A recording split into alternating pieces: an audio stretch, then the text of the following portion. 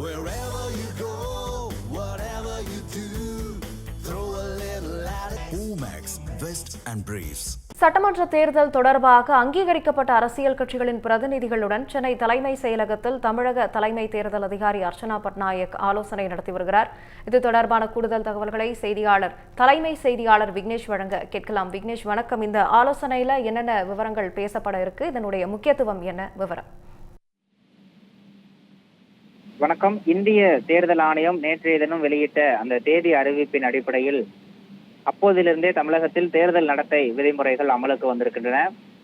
அந்த தேர்தல் நடத்தை விதிமுறைகள் முழுமையாக அமலுக்கு வருவது தொடர்பாகவும் அதில் ஏற்பட்டிருக்கக்கூடிய பல்வேறு தகவல்கள் தொடர்பாகவும் விவாதிப்பதற்காக தமிழக தலைமை தேர்தல் அதிகாரி அர்ச்சனா பட்நாயக் அனைத்து கட்சிகளை சார்ந்த, அதாவது தமிழகத்தில் இருக்கக்கூடிய அங்கீகரிக்கப்பட்ட அனைத்து கட்சிகளை சார்ந்த பிரதிநிதிகளான ஆலோசனை கூட்டத்திற்கு ஏற்பாடு செய்து தற்போது அந்த ஆலோசனை கூட்டத்தை நடத்தி கொண்டிருக்கிறார்.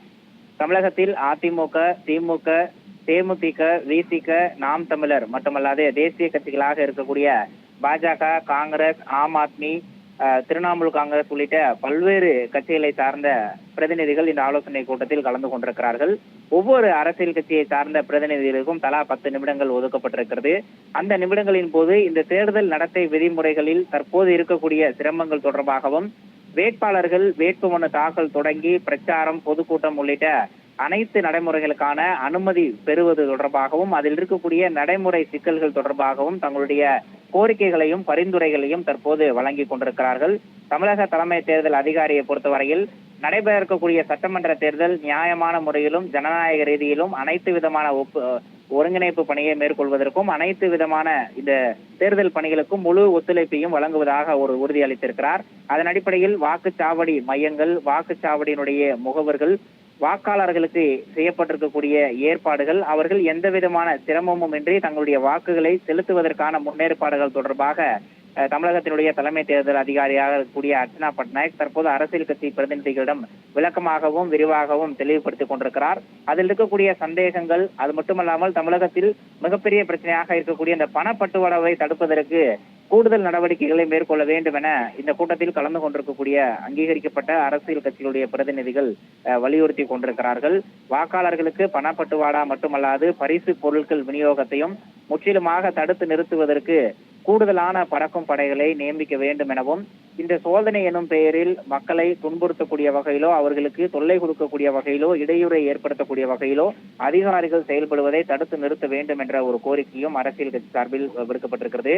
எஸ்ஐஆருக்கு பிறகு இறுதி வாக்காளர் பட்டியல் வெளியிடப்பட்டிருக்கிறது. அதன் அடிப்படையிலேயே இந்த தேர்தல் நடைபெறும் என இந்திய தேர்தல் ஆணையம் அறிவித்திருக்கிறது. அதனை பல்வேறு அரசியல் கட்சி பிரதிநிதிகள் தங்களுடைய வரவேற்பையும் பதிவு செய்திருக்கிறார்கள்.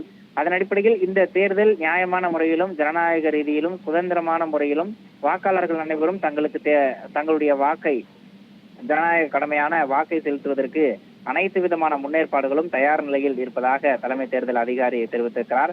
இன்றைய தினம் செய்தியாளர்களை சந்தித்து பேசும்போதும் கூட இந்த வேட்பு மனுவுக்கான கால அவகாசம் தொடங்கி வேட்பாளர்கள், நட்சத்திர பேச்சாளர்கள் உள்ளிட்ட போராட்டங்கள் உள்ளிட்ட பல்வேறு பிரச்சாரங்களுக்கு அனுமதி ஆன்லைன் மூலமாகவே வழங்கப்பட வேண்டும் என்ற ஒரு உத்தரவையும் இந்திய தேர்தல் ஆணையம் பிறப்பித்திருக்கிறது.